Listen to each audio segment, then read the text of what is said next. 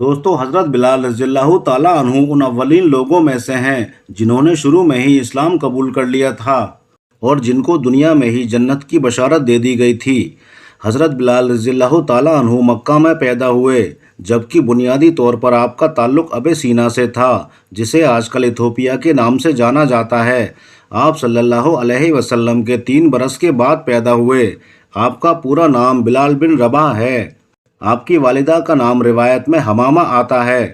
صحابہ اور روایت کے مطابق آپ کا رنگ کالا تھا، قد اونچا اور کسی قدر دبلے پتلے تھے، لیکن جب صحابہ ان کی خصوصیت بتاتے تو کہتے تھے کہ وہ سابقون اولون میں سے تھے اور ایک ایسے انسان جنہوں نے سب کچھ محنت اور جد و جہد سے حاصل کیا، اور یہ سب اللہ اور اس کے رسول صلی اللہ علیہ وسلم کی محبت کا نتیجہ تھا۔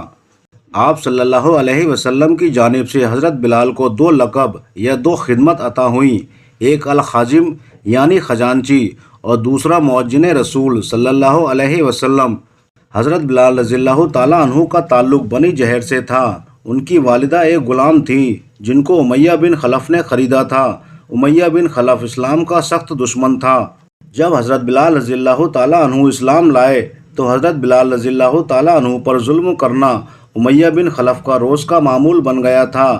جنت حضرت بلال رضی اللہ تعالیٰ عنہ کا انتظار کرتی ہے۔ ایک مسلمان کی حیثیت سے ہم جنت کا انتظار کرتے ہیں، جبکہ خود جنت بلال کا انتظار کرتی ہے۔ ایک بار فجر کی نماز کے بعد آپ صلی اللہ علیہ وسلم نے حضرت بلال رضی اللہ تعالیٰ عنہ سے پوچھا کہ تم ایسا کیا کرتے ہو؟ کل رات میں نے جنت میں اپنے آگے تمہارے قدموں کی آواز سنی ہے۔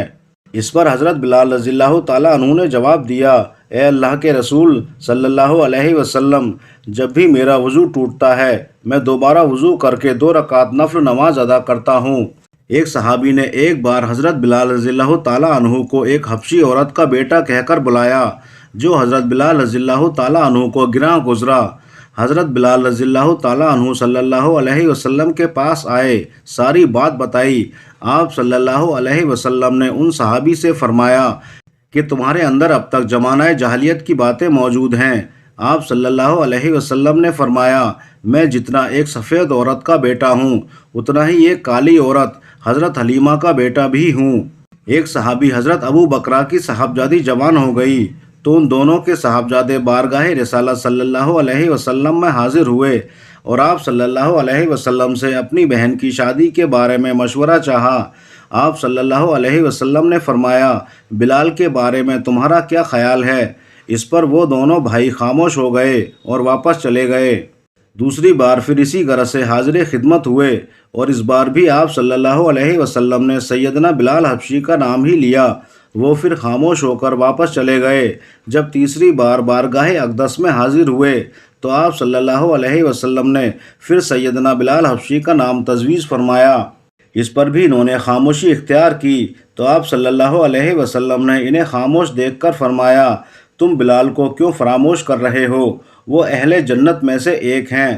نبی کریم صلی اللہ علیہ وسلم کے اس فرمان کے آگے انہوں نے بخوبی سر تسلیم خم کر دیا اور بے حد خوش ہوئے۔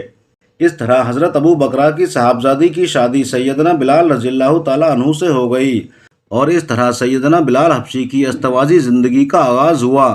لیکن آپ نے آقا صلی اللہ علیہ وسلم کی خدمت اور دینی معاملات میں ہرگز ان سے حائل نہیں ہونے دیا۔ سیدنا بلال حبشی رضی اللہ تعالیٰ عنہ کی جوزہ محترمہ بھی انتہائی نیک اور پرہیزگار خاتون تھیں۔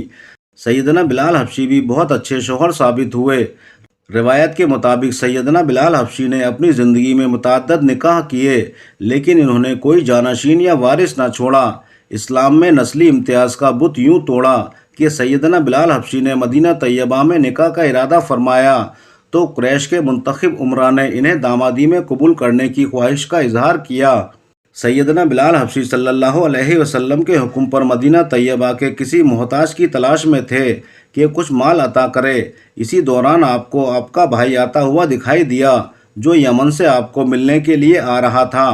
جب آپ کے قریب پہنچا تو کہا، تم کہاں سے آ رہے ہو؟ سیدنا بلال کے بھائی نے جواب دیا، میں یمن سے آ رہا ہوں، رشتے کی تلاش میں ہوں، کہیں میرا نکاح ہو جائے۔ کیا کوئی بات بنی؟ سیدنا بلال حبشی نے پوچھا۔ لوگ کہتے ہیں تو عربی ہے اور چاہتا ہے کہ یمن میں رشتہ ہو جائے، لیکن جب مجھ سے پوچھا تمہارا تعلق کس قبیلے سے ہے، تمہارا حسب و نسب کیا ہے، تو میں نے صحیح صورتحال بتا دی کہ میں حبشی ہوں، مکہ میں پیدا ہوا۔ یمنیوں نے جب آپ کا نام سنا تو کہا بلال کو بلا لاؤ، اگر وہ تمہارے لیے فرما دیں تو ہم تمہیں رشتہ دینے کو تیار ہیں، اسی لیے میں اتنا طویل سفر کر کے حاضر ہوا ہوں۔ سیدنا بلال حبشی نبی کریم صلی اللہ علیہ وسلم سے اجازت لے کر اپنے بھائی کے ساتھ یمن روانہ ہو گئے۔ دونوں بھائی سفر کر کے رات کے وقت یمن میں پہنچے۔ صبح ہوتے ہی آپ اپنے بھائی کو لے کر اس گھر میں تشریف لے گئے جہاں رشتہ مطلوب تھا۔ انہوں نے آپ سے آپ کے بھائی کے متعلق پوچھا تو سیدنا بلال حبشی نے فرمایا، یہ میرا بھائی ہے، نہ عادت کا اچھا ہے نہ دین میں صحیح ہے، چاہو تو اسے رشتہ دے دو، چاہو تو انکار کر دو۔ یہ کہہ کر حضرت بلال رضی اللہ تعالیٰ عنہ نے مسجد کا رخ کیا۔ ابھی اذان نہیں ہوئی تھی کہ اتنے میں ہی ہاتف نے آواز دی، تم خود کیوں نکاح نہیں کرتے؟ تمہیں کس چیز نے روکا ہے؟ اللہ تعالیٰ نے تمہیں دنیا دولت سے بھی نوازا ہے، اب تم آزاد بھی ہو۔ سیدنا بلال حبشی سوچ میں پڑ گئے۔ آخر فیصلہ کیا کہ ضرور نکاح کرنا چاہیے۔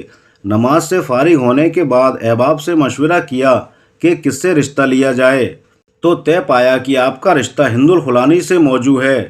آپ ہند الخلانی کے رشتہ داروں کے پاس تشریف لے گئے اور فرمایا، میں بلال ہوں، رسول اللہ صلی اللہ علیہ وسلم کا صحابی ہوں، میں حبشی غلام تھا، گمراہی میں مبتلا تھا، اللہ نے مجھے ہدایت بخشی، اور غلام تھا، اللہ نے آزادی بخشی، رشتہ دو تو الحمدللہ، ورنہ اللہ ہی کافی ہے۔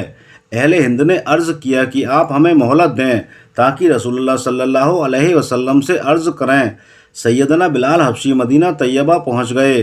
کچھ عرصے کے بعد یمنی بھی مدینہ طیبہ میں آ گئے اور مسجد نبی صلی اللہ علیہ وسلم میں آ کر بارگاہ رسالت صلی اللہ علیہ وسلم میں عرض کیا کہ ہم یمنی ہیں، آپ صلی اللہ علیہ وسلم سے سیدنا بلال حبشی کے رشتے کے متعلق پوچھنے آئے ہیں، کیونکہ سیدنا بلال حبشی کا کیا ہے کہ وہ ہماری بہن ہند سے نکاح کریں۔